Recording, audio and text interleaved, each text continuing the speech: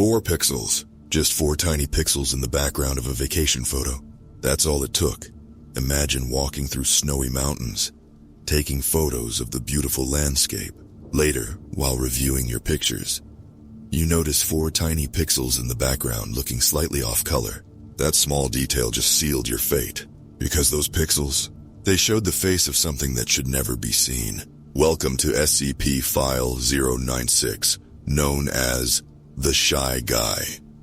This Euclid-class entity looks like a nightmare version of a human, standing nearly 8 feet tall, with skin white as paper and arms longer than its own body. But its most dangerous feature? That would be its face. The Foundation keeps this creature in a simple steel cube, 5 meters on each side. No cameras allowed inside. They learned that lesson the hard way. Instead, they use pressure sensors and laser detectors to make sure it's still in there. Most days it just paces by the east wall, crying softly to itself. But here's where things get scary. If anyone sees its face, whether in person, in a photo, or even in video footage, they've just started a deadly countdown.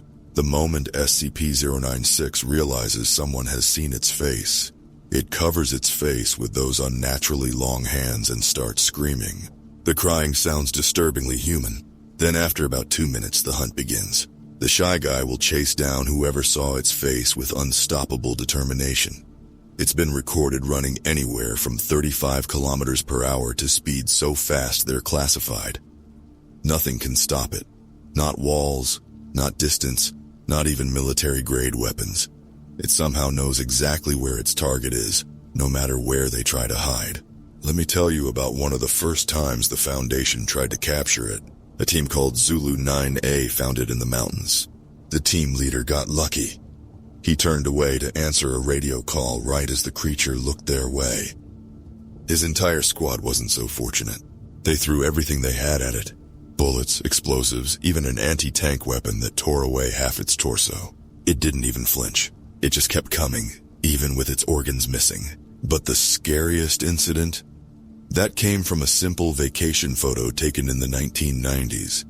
A mountain climber captured a landscape shot, not realizing that far in the background, barely visible, were 4 pixels of SCP-096's face. Years later, when he finally noticed that tiny detail, the Shy Guy broke containment and began its hunt. The Foundation tried to stop it. They developed special goggles called Scramble to blur out its face. But they made a terrible mistake. The goggles couldn't process the image faster than light could reach the human eye. Everyone wearing them still saw its face for a split second. That was all it took. An entire task force was lost. The creature ran across the country, causing chaos on highways, bringing down planes, and leaving a trail of victims who accidentally glimpsed its face during the rampage. When it finally reached the mountain climber, well, no one knows exactly what happens to its victims. They just disappear without a trace. After that incident, a researcher named Dr. Dan pushed hard to have SCP-096 destroyed. Because think about it. How many old photographs might be out there just waiting for someone to notice those few pixels in the background? How many security cameras might have caught a glimpse? It's like a time bomb waiting to go off. The Foundation has tried everything to destroy it. Nothing works. Even when they completely destroy its body, the skeleton remains unharmed. It just keeps going, keeps hunting, keeps killing anyone unfortunate enough to see its face. Today, the Shy Guy remains in containment, still pacing, still crying. The only safe way to handle it is with a bag over its head. Because remember, if you ever see its face, you'll hear its human-like screams getting closer and closer, and there's absolutely nothing you can do to stop it. But before we dive into some fascinating theories about the Shy Guy's origins, let me tell you a story that hit particularly close to home for the Foundation. It's about a guy named Jake, just your average freelance photographer trying to make it big in a world where everyone with a smartphone thinks they're Annie Leibovitz. The wind howled through the towering pines, sending flakes of snow tumbling in erratic spirals. Jake Mercer pulled his scarf tighter around his neck and squinted through the foggy lens of his camera. He had driven for hours to get to this secluded corner of the redacted mountain range, a spot whispered about in photography forums as one of the last untouched paradises. For Jake, this wasn't just a trip. It was his shot at redemption. "You're nuts, man," Sam's voice echoed in Jake's mind. Earlier that morning, his best friend had called, trying to talk him out of the trip. "The forecast says a storm's coming. You're gonna end up freezing your ass off for a couple of snowy pictures." "These aren't just pictures," Jake had snapped back, shoving an extra lens into his pack. "This is my chance to finally make something of myself. I've been scraping by on freelance gigs for years. If I win the Grant Photography Award, I won't have to live paycheck to paycheck anymore." Sam had sighed. "Just don't do anything stupid, okay?" Now, standing knee-deep in snow, Jake adjusted the focus on his camera. The scenery was breathtaking, a panorama of jagged peaks, their icy crowns glowing faintly under the overcast sky. He clicked the shutter and reviewed the image on the screen. The shot was good, but not extraordinary. Jake cursed under his breath. He needed something more, something that would make the judge's jaws drop. He trudged further up the ridge, his boots crunching in the untouched snow. After an hour of hiking, he stumbled upon it. A perfect vantage point overlooking a frozen lake, its surface fractured like a giant spider web. He set up his tripod and framed the shot, ensuring every element, the lake, the mountains, the pale sunlight filtering through the clouds, was perfectly balanced. Jake held his breath and pressed the shutter. The camera clicked once, then twice more for safety. Satisfied, he packed up and began the trek back to his cabin, the cold gnawing at his fingers despite his gloves. He didn't notice the faint smudge in the corner of the frame. A pale, bony figure standing motionless against the backdrop of the trees. Jake's cabin was a rustic affair, a single-room structure with a wood-burning stove and a creaky bed. He had rented it specifically for its isolation, far from prying eyes and noisy tourists. After shedding his snow-soaked clothes and starting a fire, he set up his laptop and began transferring the day's photos. Each image appeared sharper and more stunning than the last, the icy landscape captured in perfect detail. Jake leaned back, a rare smile tugging at the corners of his mouth. He was reviewing the final shot when he noticed it, the figure. At first, he thought it was a trick of the light, an oddly shaped tree or a shadow cast by the uneven terrain. But as he zoomed in, the shape resolved into something unmistakably humanoid. It stood hunched, its elongated arms dangling unnaturally at its sides. The face was turned away, but the pallor of its skin and the sheer thinness of its frame sent a shiver down Jake's spine. "What the hell?" he muttered, his voice breaking the silence of the cabin. He clicked to the next photo, then the next. The figure appeared in all three, growing slightly larger with each shot as if it had been moving closer. A knock at the door jolted him upright. Jake's pulse quickened as he stared at the entrance. Who the hell would be out here? "Hello?" he called, his voice trembling. No answer. The knock came again, louder this time. Jake hesitated, then grabbed the nearest thing resembling a weapon, a heavy flashlight, and crept toward the door. He swung it open to find a man standing on the porch, bundled in a thick coat and ski goggles. "Sorry to bother you," the man said, his breath fogging the air. "I'm camping a few miles down. Just thought I'd check if you'd seen anything." "Unusual." Jake frowned. "Unusual how?" The man glanced over his shoulder before leaning in. "There's stories about these mountains. People talk about a creature, some kind of mountain ghost. It's probably just bullshit, but..." "Look, I'm busy," Jake interrupted, unnerved by the stranger's intensity. "Good luck with your ghost hunt, though." He shut the door and locked it, shaking his head. "Nut jobs," he muttered, returning to his laptop. But his focus was shot.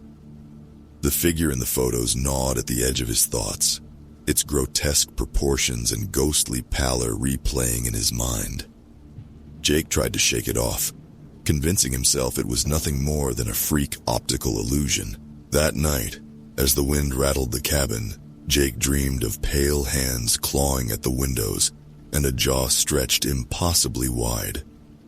He woke in a cold sweat, heart pounding, the faint sound of weeping echoing in his ears. Outside, unseen in the swirling snow, a pair of pale, unblinking eyes stared at the cabin. Jake woke the next morning to a pale, watery sun barely breaking through the thick clouds. The wind had died down, leaving the forest outside eerily quiet.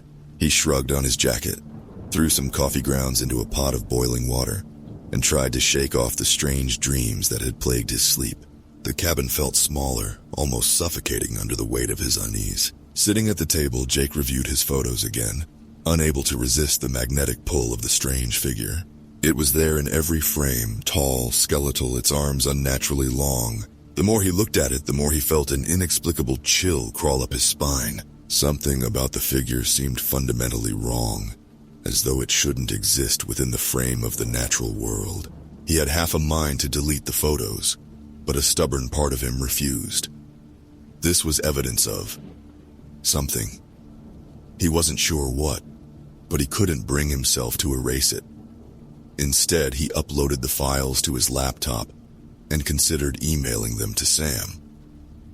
Maybe his friend could offer some rational explanation. The sound of snow crunching outside froze him mid-click. Jake turned his head sharply, his ears straining. For several moments, there was only silence. Then, just as he convinced himself he'd imagined it, the crunching resumed slow, deliberate steps circling the cabin. Jake's breath caught in his throat. He crept to the window and peered out, but the thick frost on the glass distorted everything into a hazy blur. "Hello?" he called, his voice thin and trembling. No answer. He grabbed the flashlight again and opened the door just enough to peer outside. The porch was empty, but fresh tracks marred the pristine snow, leading off into the woods. The tracks were strange, almost human, but slightly too large, and the gait was uneven, as if the person had been dragging one foot. Jake's stomach churned. The day passed uneventfully, but the oppressive quiet and the memory of the tracks gnawed at him. By evening, Jake was wound tight, every creak of the cabin making him jump. He forced himself to eat a quick dinner and spent the next hour researching local legends on his laptop. Most of it was nonsense. Ghost stories, cryptid sightings, and exaggerated warnings about avalanches and wild animals. But one entry caught his attention. It was a post on an obscure forum titled "The Pale Walker of Redacted Mountain." Jake clicked on it, and the screen filled with rambling paragraphs detailing encounters with a ghostly figure in the area. According to the post, anyone who saw its face would suffer an unrelenting curse. "Classic campfire bullshit," Jake muttered, closing the laptop, but the unease lingered. That night, Jake awoke to the sound of muffled sobbing. It was faint, but unmistakable, drifting through the walls of the cabin. He sat up, his heart hammering in his chest. The sobbing grew louder, closer. Jake grabbed his flashlight and hesitated at the edge of his bed, straining to hear. Then came a loud thud against the wall, and the sobbing turned into a guttural, keening wail. Jake scrambled to his feet and moved toward the door, his hand trembling as it reached for the handle. "Who's there?" he shouted. No answer, only the wailing, which was now punctuated by heavy, erratic breathing. Jake flung the door open, flooding the porch with light. Snow glittered in the beam of the flashlight, but there was no one there. No tracks, no sign of movement. Just the still, oppressive quiet of the forest. He stepped outside, the cold biting into his exposed skin. He swept the flashlight in slow arcs, his breath forming clouds in the frigid air. Something glinted in the snow near the edge of the trees. Jake approached cautiously, his heart thundering in his ears. The object was small and metallic, a broken pair of ski goggles, the lenses cracked and smeared with frost. Jake picked them up, turning them over in his hands. A faint smear of blood marred the strap. He looked around, but the woods remained still and silent. The goggles felt absurdly heavy in his hands, like they carried some invisible weight. He turned and hurried back to the cabin, locking the door behind him. The next morning, Jake called Sam. The connection crackled, but his friend's voice came through groggy and annoyed. "Do you have any idea what time it is?" Sam grumbled. "I think there's someone out here," Jake said, pacing the cabin. "I found tracks yesterday, and last night I heard, I don't know, crying or something. It was right outside." Sam's tone shifted instantly. "Are you sure it wasn't just an animal? You're in the middle of nowhere, Jake. Weird noises happen. I'm telling you, it wasn't an animal." Jake paused, his hand brushing over the ski goggles. "And I found these. Someone left them by the tree line." "So what? A hiker lost their gear?" "There's blood on them, Sam." The line went silent for a moment. "Okay," Sam said finally. "Maybe you should head back. It's not worth staying out there if you're spooking yourself." Jake opened his mouth to respond but stopped. Outside, the sobbing had started again, faint but unmistakable. "Jake?" Sam's voice crackled in his ear. "I have to go," Jake whispered, dropping the phone and grabbing his flashlight. He approached the window, careful to stay out of view. Through the frost-covered glass, he could just make out a pale, hunched figure standing at the edge of the clearing, its long arms dangling by its sides. Jake stumbled back, his blood running cold. The figure didn't move, but he could feel its gaze, heavy and suffocating, as though it could see him through the walls. He backed into the corner of the cabin, clutching the flashlight like a lifeline. The sobbing outside grew louder, interspersed with incoherent muttering. Jake squeezed his eyes shut, his chest heaving with shallow breaths. Then, as suddenly as it had started, the sound stopped.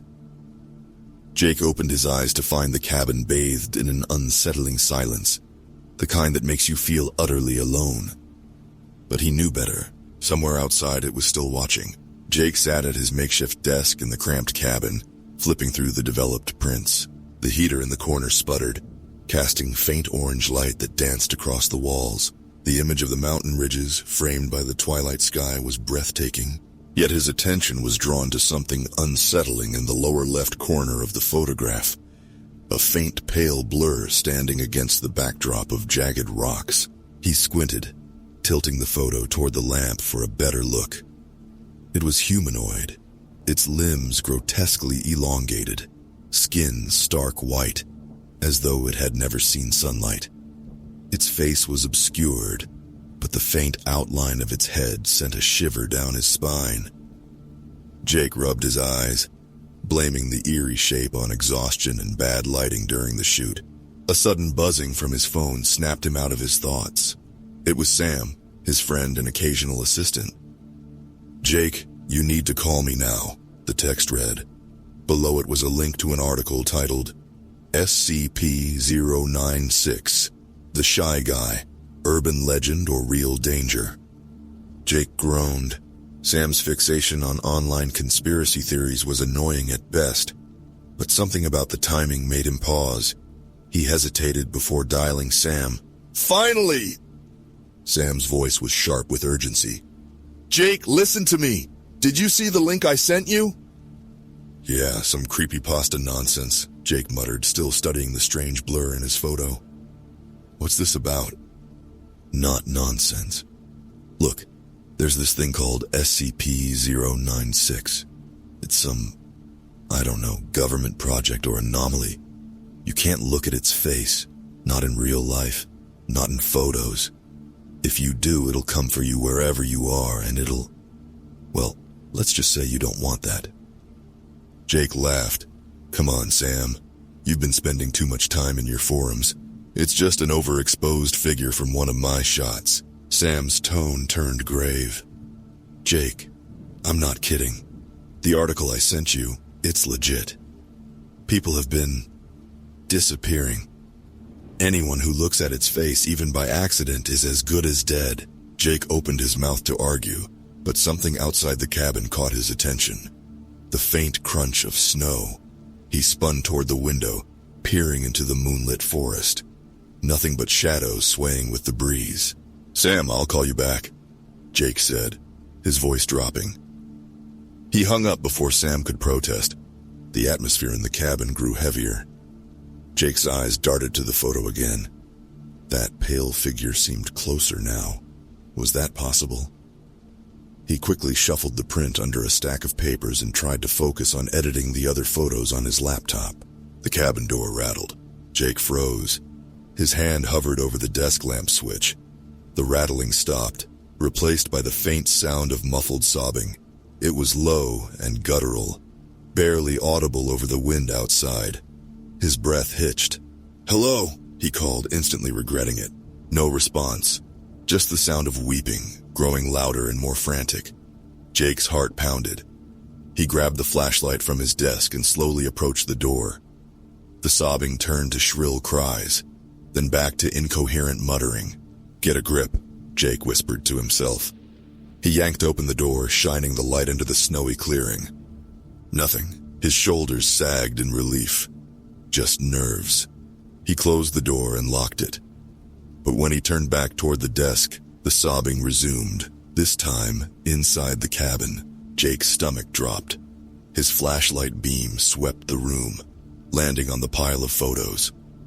The top print, the one with the pale figure, was now lying face up in the center of the desk. The figure larger and clearer than before. He hadn't put it there. The sobbing intensified, echoing from every corner of the room. It wasn't possible, but the sound seemed to be coming from the photo itself. Jake staggered back, knocking over a chair. His phone buzzed again. Sam was calling. "You looked, didn't you?" Sam's voice cracked with panic.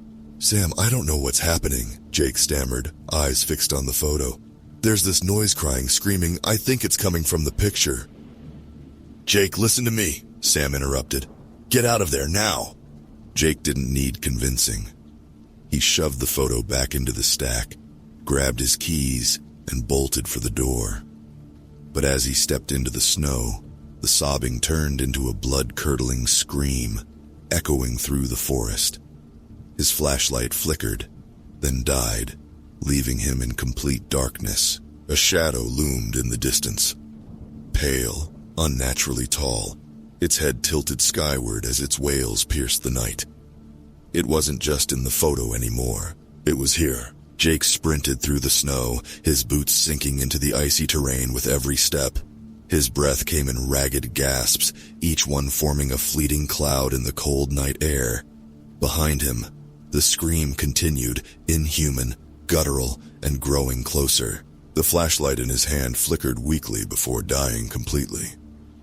Cursing, Jake tossed it aside, relying on the faint moonlight to navigate. Trees blurred past as he stumbled through the forest, his ears attuned to every sound. Branches snapped and crunched in the distance, marking the path of whatever was following him. "Keep moving," Jake muttered under his breath, adrenaline propelling him forward. But no matter how fast he ran, the sound of heavy footsteps behind him never wavered. They were impossibly fast, closing the distance with every second. He reached a ridge and paused, peering down at the steep drop below. The snow glistened like shattered glass, and the jagged rocks promised a deadly fall. Turning back wasn't an option. Jake steeled himself and began to climb down, gripping the icy rocks with trembling hands. The creature's wails rose to a deafening pitch. Jake didn't dare look back, but he could feel it. Something massive and relentless barreling toward him. Halfway down the ridge, his boot slipped. He clawed at the rocks, his fingers scraping against the ice as he fought to keep from falling. A shadow passed above him. He froze. The creature stood at the edge of the ridge, silhouetted against the pale moonlight. Its impossibly long arms hung limp, and its head drooped, almost as if it were mourning. It wasn't looking at him, thank God, but its presence was suffocating. Jake bit his lip to stifle a cry as he clung to the rocks, too afraid to move. Then it let out a sound, a low, keening sob that made Jake's skin crawl. Slowly, it began climbing down, its bony limbs moving with unnatural precision. Jake's heart pounded as he realized it wasn't following the ridge's natural path. It was coming straight for him. He scrambled down the rest of the slope, slipping and sliding until his feet hit solid ground. Without a moment's pause, he sprinted into the dense woods. The screams behind him grew louder, angrier. The creature was in full pursuit now, its wails shaking the very air. Jake burst into a clearing and froze at the sight of headlights cutting through the darkness. A black SUV was parked at the edge of the woods, its engine idling. Two figures in tactical gear emerged, each wearing helmets equipped with strange, bulky visors. "Down on the ground. Now!" one of them barked, aiming a rifle at Jake. Jake raised his hands and dropped to his knees. "It's coming!" he yelled, his voice breaking. "You have to stop it!" The other operative pressed a finger to his earpiece. Visual confirmed. SCP-096 is on approach, initiating scramble protocols. Jake's eyes darted between them. "What are you talking about? What is that thing?" "Shut up," the first operative snapped, motioning for him to stay down. They took up defensive positions, their rifles trained on the tree line.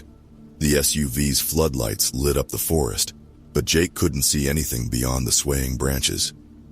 Then the creature appeared. It burst into the clearing with terrifying speed, its elongated limbs flailing as it screamed.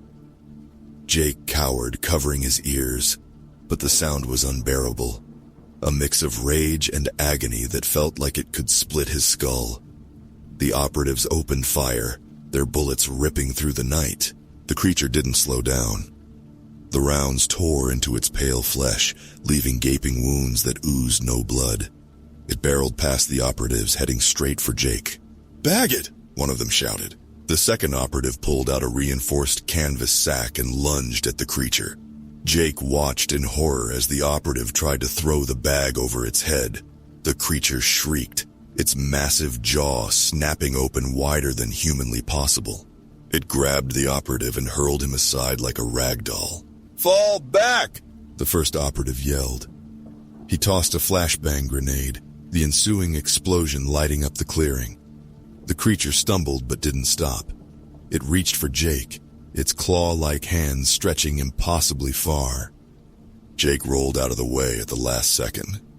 The creature's claws raked the ground where he had been, leaving deep furrows in the snow. He scrambled to his feet and bolted toward the SUV. "Get in!" the surviving operative barked, firing another volley to distract the creature. Jake didn't hesitate. He dove into the back seat, slamming the door shut behind him. The operative jumped into the driver's seat and floored the accelerator, the tires kicking up snow as the vehicle sped away. Through the rear window, Jake saw the creature chasing after them. It moved with terrifying speed, its long arms propelling it forward like an animal. The SUV's engine roared as the operative pushed it to its limits, but the creature was gaining on them. The operative pressed another button on his visor. "This is Mobile Task Force ETA-10, requesting immediate air support. SCP-096 is in pursuit, approximately 10 meters from vehicle." "Air support en route," a voice crackled over the radio. Jake clutched his knees, trying to make sense of what was happening. What the hell is that thing? Why is it after me? The operative didn't answer. His focus remained on the road, his knuckles white on the steering wheel. The creature let out another scream, this one so loud that the SUV's windows vibrated. A distant rumble filled the air. Jake looked up to see a helicopter approaching, its spotlight illuminating the snowy terrain. The creature hesitated for a split second, giving the SUV just enough time to put some distance between them. But Jake knew it wasn't over, not by a long shot. The SUV skidded to a stop on the outskirts of the small town, its tires spraying slush onto the pavement. Jake staggered out, his legs trembling. The floodlights of the approaching helicopter illuminated the streets, casting long shadows over the deserted buildings.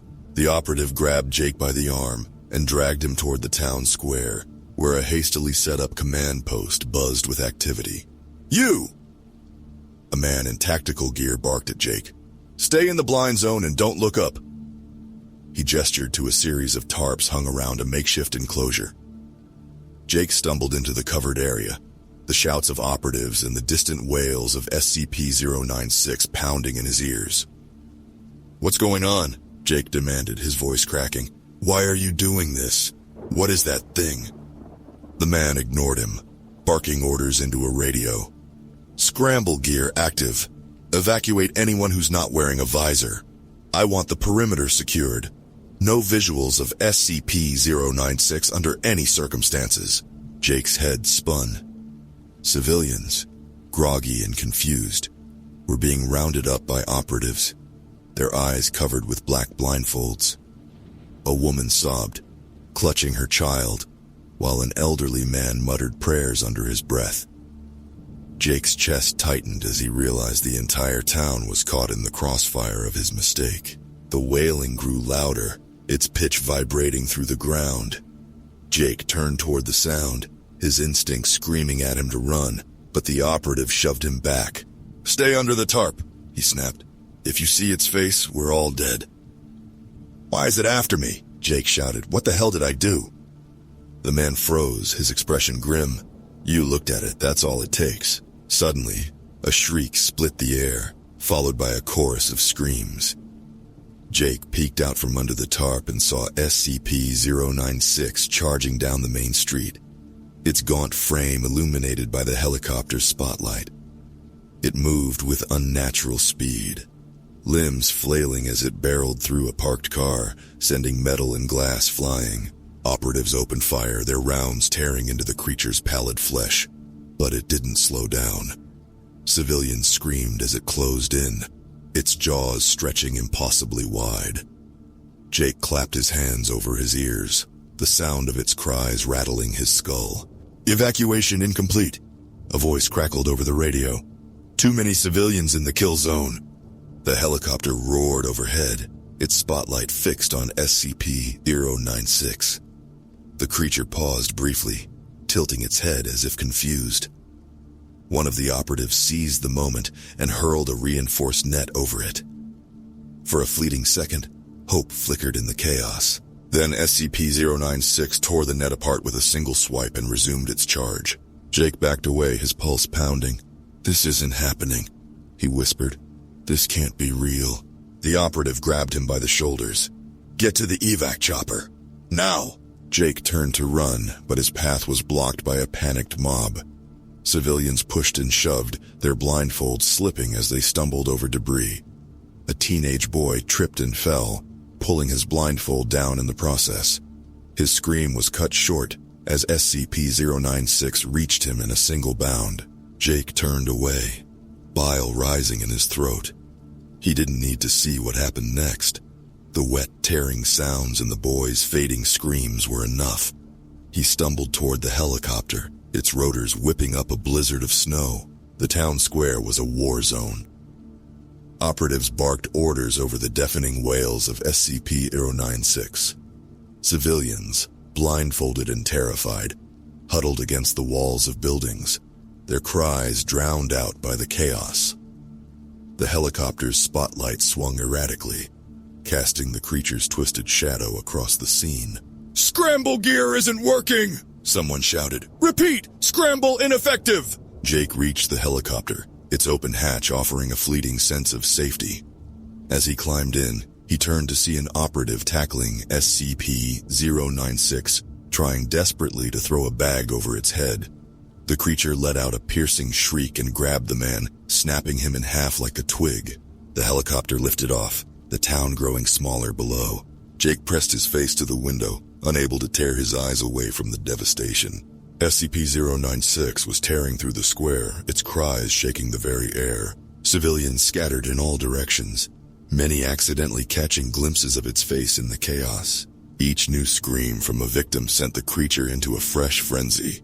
An explosion rocked the helicopter as it circled back, the operative's last-ditch effort to slow the monster.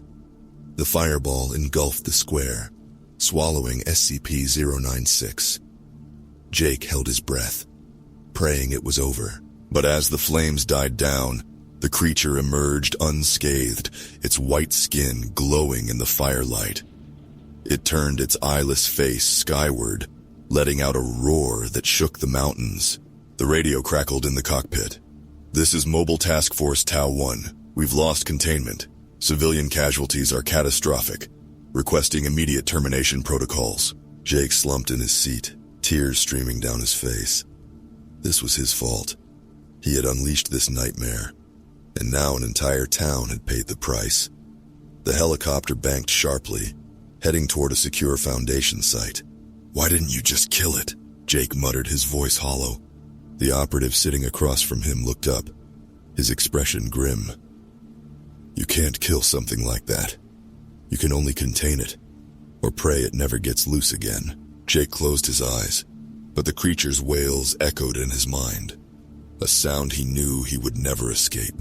The helicopter touched down at a secluded Foundation site buried deep in the forest, surrounded by reinforced fencing and floodlights that pierced the dark.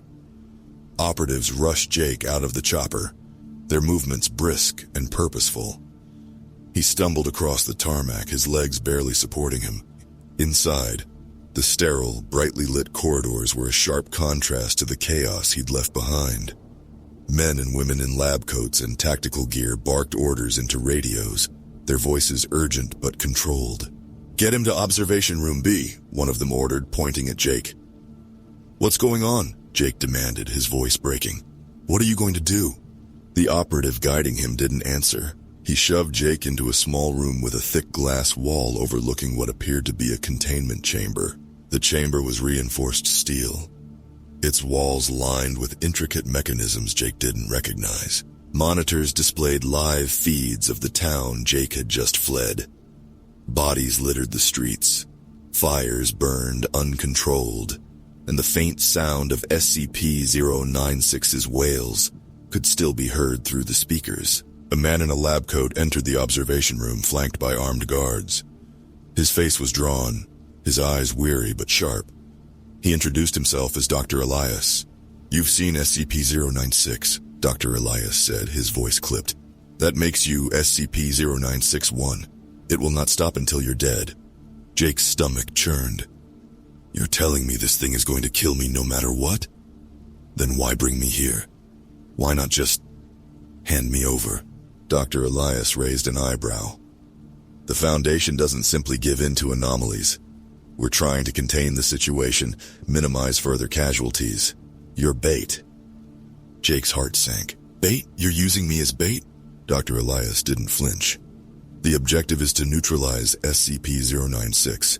That means drawing it here, into our prepared containment zone." The glass behind them vibrated as a distant wail echoed through the facility. Jake turned to the monitors and saw SCP-096 moving with terrifying speed, its gaunt frame tearing through the forest. The Foundation's forces had set up roadblocks, deploying armored vehicles and armed personnel, but the creature barreled through them as if they were paper. "Scramble units, fall back!" a voice crackled over the radio. "All units retreat to Site 19 perimeter." Jake turned to Dr. Elias, his hands trembling. "That thing is unstoppable. What makes you think you can contain it?" Dr. Elias gestured toward the reinforced chamber. "This containment unit is designed specifically for SCP-096. Pressure sensors, thermal imaging, no visual surveillance. Once it's inside, we'll deploy sedatives and reinforce the barriers. If all else fails..." He trailed off, his eyes flicking toward a console labeled detonation. "You'll blow it up," Jake said, his voice hollow. Dr. Elias nodded. "If necessary. But that's not our preferred outcome." The door to the observation room opened, and a team of operatives entered, each wearing heavy-duty scramble visors. The leader, a woman with a scar running across her cheek, gave a curt nod to Dr. Elias. "We've got a lock on SCP-096's trajectory," she said. "ETA, 5 minutes." Dr. Elias turned to Jake. "You'll remain here, stay out of sight. Do not attempt to leave this room under any circumstances." Jake pressed his back against the wall as the operatives filed out. Through the glass, he watched them take up positions around the containment chamber, their movements efficient and precise. The tension in the air was suffocating. The ground trembled. The sound of SCP-096's wails grew deafening, rattling the monitors and light fixtures. Jake's pulse quickened as the creature appeared on the screen, sprinting through the final stretch of forest toward the facility. "Containment Protocol Alpha in effect," Dr. Elias said into a microphone. "Prepare for breach." The creature smashed through the outer gates, its screams echoing through the halls. Jake clamped his hands over his ears, but the sound seemed to burrow into his skull. The monitors showed SCP-096 tearing through vehicles and personnel alike, its pale, skeletal frame moving with nightmarish speed. "Deploy the net," the scarred operative barked.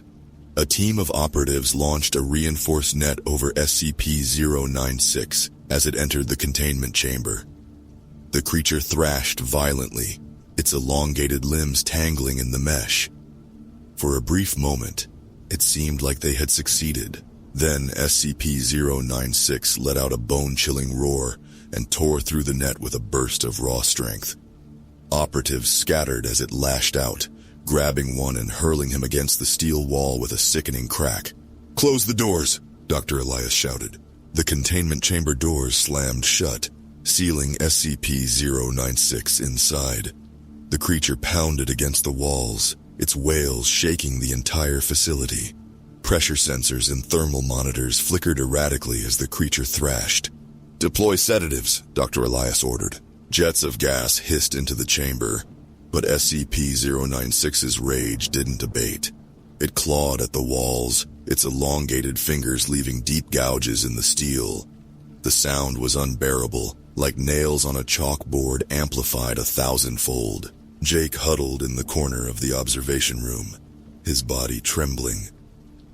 The glass wall vibrated with each impact, and he could see the fear in the operatives' eyes as they scrambled to regain control. Dr. Elias's voice was grim.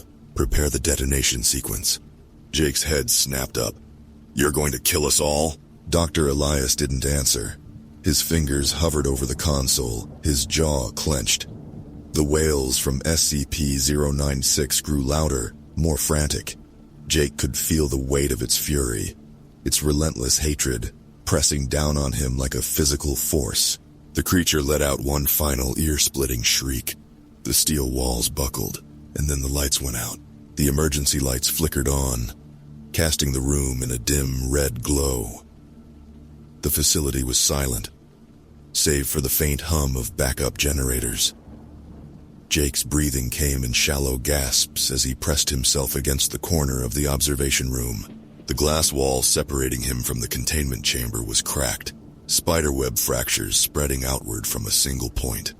SCP-096 was nowhere to be seen. "Status report!" Dr. Elias barked, his voice strained as he tapped furiously at the console. The monitors displayed static, the feed from the containment chamber lost. A voice crackled through the radio, panicked and broken. "Containment breach confirmed. SCP-096 is loose in the facility. We have multiple casualties. It's moving toward..." The transmission cut off with a shriek and a deafening crash. Jake's stomach churned. The wails of the creature, now muffled but still present, echoed faintly through the corridors. Each scream clawed at his sanity, pulling him closer to the brink. Dr. Elias turned to the guard stationed by the door. "Evacuate the remaining personnel. Use non-visual routes only, and find SCP-096-1. His gaze landed on Jake, cold and calculating. "What does that mean?" Jake stammered, his voice trembling. Dr. Elias didn't answer. He grabbed a rifle from one of the guards and motioned for them to follow him out of the room. Jake stumbled after them, but the guards blocked his path, closing the door behind them. He was alone. The facility's alarms blared, their shrill tones adding to the cacophony of chaos. Jake stared at the cracked glass, the fracture lines forming an eerie mosaic. His mind raced with thoughts of escape, but every exit led to the same grim conclusion.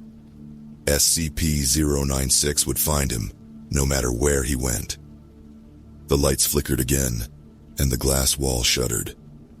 Jake's breath hitched as the fractures widened, spreading like veins. The wailing grew louder, closer. Suddenly, the glass shattered. Jake threw his arms over his face as shards rained down, the sound like a thunderclap in the confined space. When he lowered his arms, he froze. SCP-096 stood in the chamber, its skeletal frame hunched over. Its pale skin glistened under the red light, its elongated limbs twitching unnaturally. For a brief moment, it didn't move, its head tilted downward. The cries stopped, replaced by an eerie silence. Jake couldn't breathe. He couldn't think. His eyes darted to the floor, desperate not to look at its face. The creature stepped forward, its bony feet crunching on the shattered glass. Each movement was deliberate, almost hesitant. Jake backed away until his shoulders hit the cold steel wall behind him. "Please," he whispered, his voice barely audible, "don't." The creature let out a guttural sob, its hands rising to cover its face. It trembled violently, as though caught in a storm of emotions. Jake's heart pounded in his chest, the sound echoing in his ears like a war drum. Before it could take another step, the door to the observation room burst open. Dr. Elias and his team stormed in, rifles raised. One of them hurled a heavy canvas bag toward SCP-096.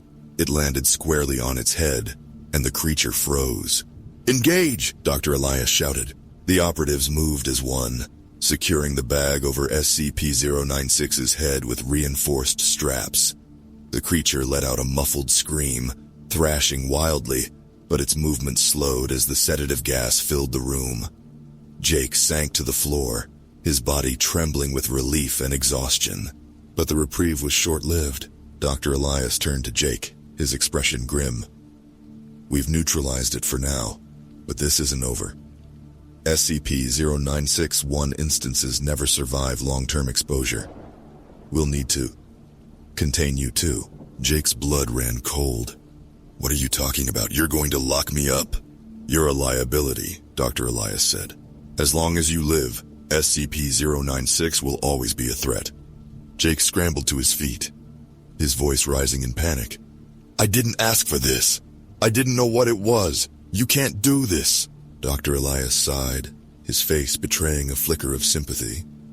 "I'm sorry, but this is bigger than you." Before Jake could respond, the operatives grabbed him, their grips unyielding. He struggled, but it was no use. They dragged him out of the room, past SCP-096's limp body, and down a long, dimly lit corridor. The facility was eerily quiet now, the distant wails of SCP-096 replaced by the hum of machinery.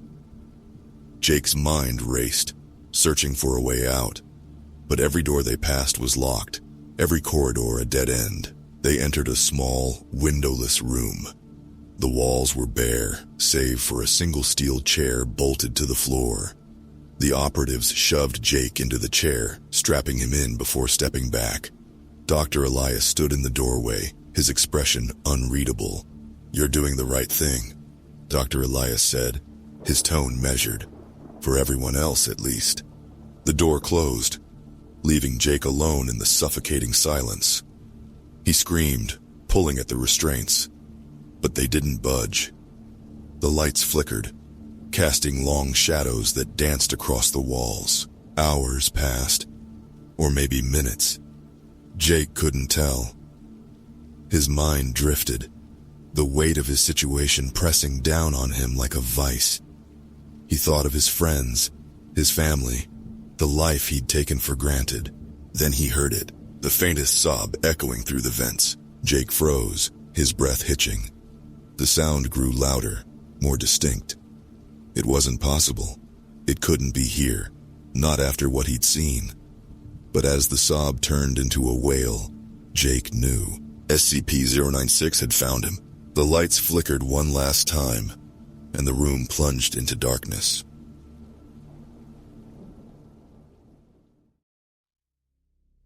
Now let's dig into some fascinating theories about our camera-shy friend. What makes this entity so intriguing to SCP researchers and fans alike? Well, first up, let's talk origins.